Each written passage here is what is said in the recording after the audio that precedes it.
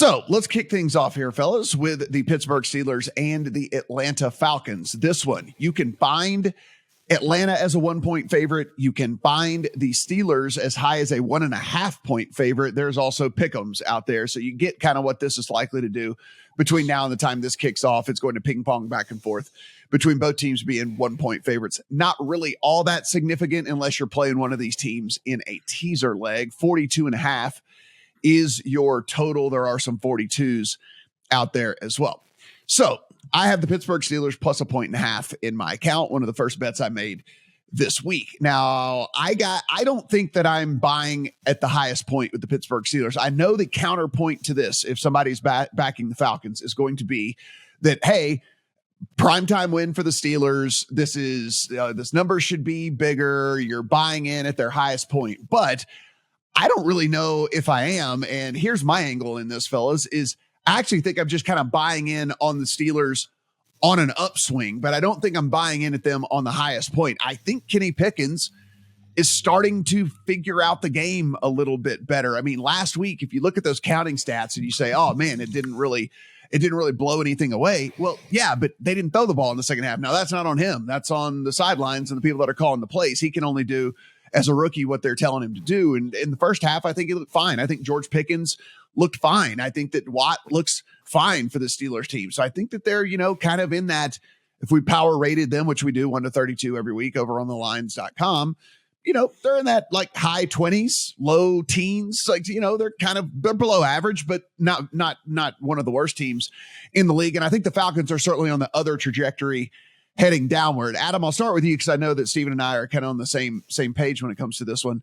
Do you feel like we're buying at the highest point on the Steelers, or do you think that this is just an appropriate buying point because it's a team that gets TJ Watt a little bit healthier, has a rookie quarterback, so it's likely going to look better as the weeks progress because he's a rookie quarterback getting more experience?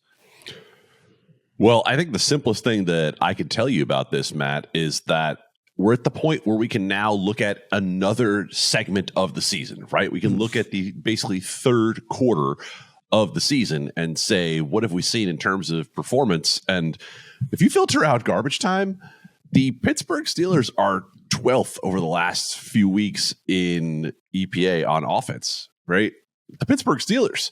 So that's a team that obviously we thought was not going to be able to move the ball at all. And of course, the return of Watt changes just about everything. Now, of course, he's questionable this week, but is expected to play. I don't think you need to say much about the Falcons, right? It's the sort of smarmy thing to say, oh, Kyle Pitts is out for the year. They weren't using him anyway. Well, defenses still had to account for Kyle Pitts, even if Arthur Smith wasn't going to use him the way that most people thought that they should. So, yes, I was a buyer on the Falcons. I was wrong, and I think you're on the correct side of this.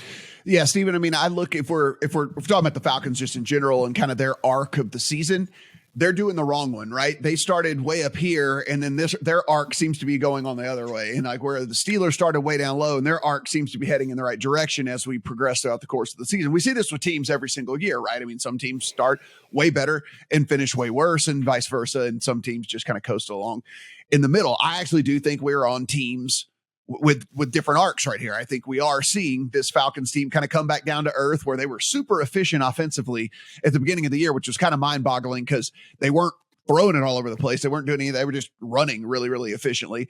That's kind of gone away. And then we see the Steelers team that was absolutely one of the very bottom units in just about every single offensive statistic category that you can get. They make the quarterback switch. You need the rookie to get a little bit of experience. And now I actually do think that they're kind of on the upswing here. So I'm, if there's plus money out there, and even if your book only has -1, whatever, I still think the Steelers are the side. For sure. The redeeming quality of the Falcons offense, like you said, was a very efficient running game. But since the Steelers have come out of their bye week the past 3 weeks, Pittsburgh is second in rush EPA, fifth in rush success rate. So the Falcons don't even have the best running game in this matchup. So what's left to like about the Falcons against the Steelers in this one? And the answer is not much. If you look at that sample since kind of reconfiguring this team and the offense and getting TJ Watt back, across the board on offense and defense, the Steelers have been better than the Atlanta Falcons. So the fact that as we record this on Friday morning, there is still one book out there that has the Steelers at +1 instead of the -1s we see everywhere else.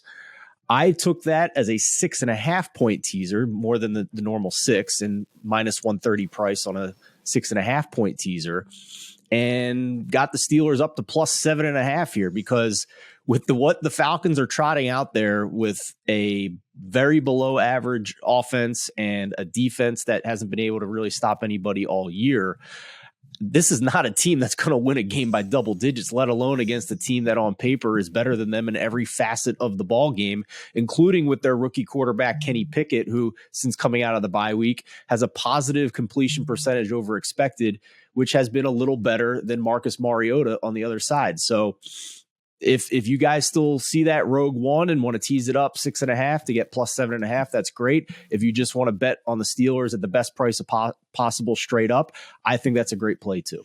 So guys, this is the other angle here in this. And again, I sometimes we have to do a little bit of speculating in sports betting as well. And one of the reasons why I think the Falcons are just kind of a fade for me, maybe moving forward in general, is I think we're one bad half away from getting Desmond Ridder at all times, right? And like, I don't want to be backing a team that's going to be throwing some rookie quarterback out there for the first actual real game experience in his career.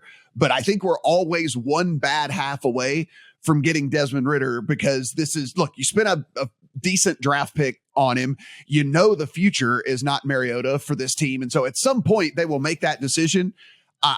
Again, we don't know when that will be. We don't know if they're going to announce it beforehand and let us know, or if it's just going to be one of those weird halftime switches or whatever, we see these teams do, but we're getting there, right? We're rapidly getting there with this Falcons team. And so that's another reason why it's very hard for me to kind of back them moving forward. And Matt, if that happens, we are still talking about a team that's a half game out of first place in the NFC South. So, I mean, maybe just roll the dice on Ridder actually being decent and a dual threat guy if we're getting a good price here, because the market seems to have the Bucs as runaway favorites in this division, despite what the standings are at this point, which is wild to me. Yeah, I do think that that's a live, just not necessarily this week, because I don't know for sure, because I'm just guessing. Right, not this week. As you watch the Falcons moving forward, if they do make that switch, that's going to be a live betting opportunity on the other side of the game. So just keep that in mind as we move on.